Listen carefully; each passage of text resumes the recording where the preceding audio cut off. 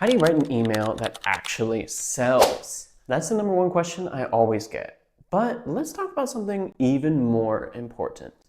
How do you write an email that's actually good? Because not every email needs to sell, but they all need to be good. So let's dive in. Hi there, I'm Kevin, the founder of Senzi Marketing. I help small business owners and solopreneurs figure out this whole email marketing thing without the burnout. First, let's talk about what a good email actually is. I would define an email as good if it was, one, written with a goal in mind, and two, actually achieves that goal. And note, I said goal because sometimes you just want to keep your audience engaged and you want to nurture them. Not every email needs to be trying to wring every single penny out of them that you can. Every good email has 4 components, so let's look at it. The first one is a catchy subject line, because we need to get their attention and get them to actually open the email. Otherwise, the rest of this video is has no purpose. It's to catch your reader's attention through curiosity, through urgency, or some sort of emotion. Number 2 is concise copy that is easy to read. Remember, people are usually reading their emails on their phone, so you need to make it easy for them to scroll through and get your point across. So it doesn't matter if you're doing a beautifully designed, minimalist sort of product launch, or you're just sending a quick little newsletter out that's more text-based. They both need to be easy to read. I always recommend sending yourself a test email so you can check for things like font size, for the colors, make sure everything's easy to read. Number 3, mobile prioritized designs. Again, people are scrolling through their phone to look at your emails. Everything needs to be prioritized for mobile design, especially because you are working on a desktop and you're trying to design everything on the desktop, but that's not how people are going to see them for the most part. So make sure you send yourself a test email to make sure everything looks great. And you can check for the fonts, for the colors, make sure things are aligned properly. Just make sure that on your phone it looks good, because that's probably where it matters. And a quick design tip, don't underestimate the power of some empty space. Number 4, a clear, purposeful CTA. Every single email needs to have a CTA. I don't care if it's buy now, take this survey, or even just watch out for next week's email.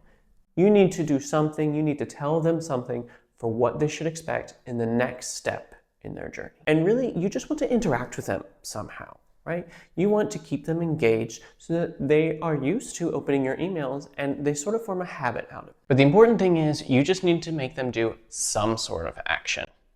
Okay, so now that we know what goes in a good email, let's talk about how we actually can make that happen. Okay. So here are my 6 proven steps to writing a great email. Step number 1 is know your goal.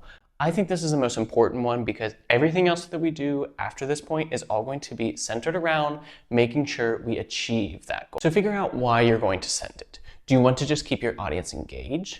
Do you want to hype them up for a new launch? Do you want to get them to fill out a survey so that you can get more information about them? Do you want to just trim down your email list so you want to see who's going to engage with you? All of these are good reasons, and it's not necessarily just to sell. Sometimes we need to think of the long run. So before you even plan out the topic, think about your goal. Step number 2 is write the middle part. I find this is a great way to avoid writer's block altogether because you just get straight into the meat of it. You don't have to think about a catchy subject line yet. You don't need to think about the introduction. You don't go rambling on. You just stick to the point that you want to say, and you say it quickly. And that's true whether it's going to be a really lengthy newsletter or you just want to say 20% sale ends on Friday. Right? Step number 3 is to write your CTA.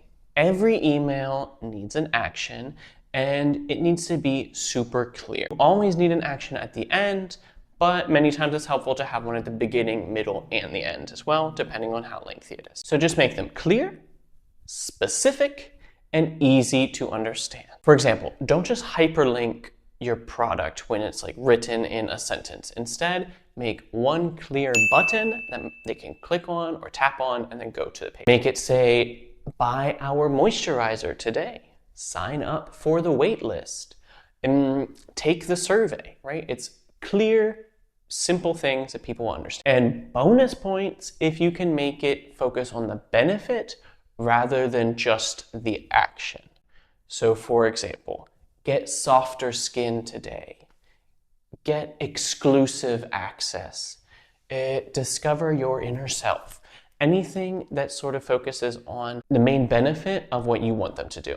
That's a really great way to make those CTAs convert a lot better. Step number 4, add your subject line. Here you want to create a catchy subject line, preview line, and introduction that all flow well together. It's a great way to really get some momentum and have people opening those emails. My recommendation is to usually just keep it super short, something that evokes curiosity or emotion of some kind, just gets them to stop scrolling and open your email. And whenever possible, I always recommend doing A/B testing on basically every email that you send. And this is because it's a really great way to get to know your audience better and get to know what resonates with them, because what you think resonates with them might not be what actually does. All the major email platforms like Omnisend, Klaviyo, Beehive, all those places, they'll all have really easy ways to do A/B testing, so it shouldn't be a problem. Step number 5, edit and delete. You're going to get rid of a lot of the copy that you wrote because you're probably rambling more than you want to.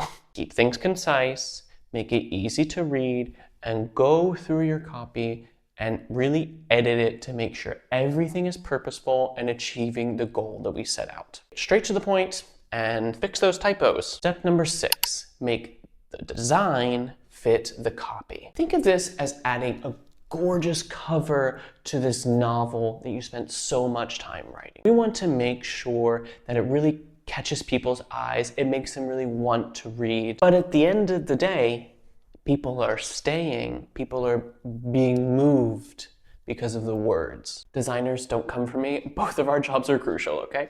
But if you have to do the design yourself, you're a solopreneur, you're a small business, you're doing everything yourself, I find this is a really easy way to make sure that everything is coherent and flows well, rather than trying to get the copy to sort of fit in the box of a template you found. Just make sure the design naturally complements the content of what you're writing, and make sure it naturally draws people's eyes down to that CTA. And that's it. A simple guide to the perfect email. It's a system that was worked for me, for my clients, and I know it'll work for you too. Let me know in the comments below if you want me to go deeper into any of these 6 steps, because there's a lot we could talk about. Thank you so much for watching. Don't forget to like and subscribe if you want to see more ways to make marketing just a little bit easier.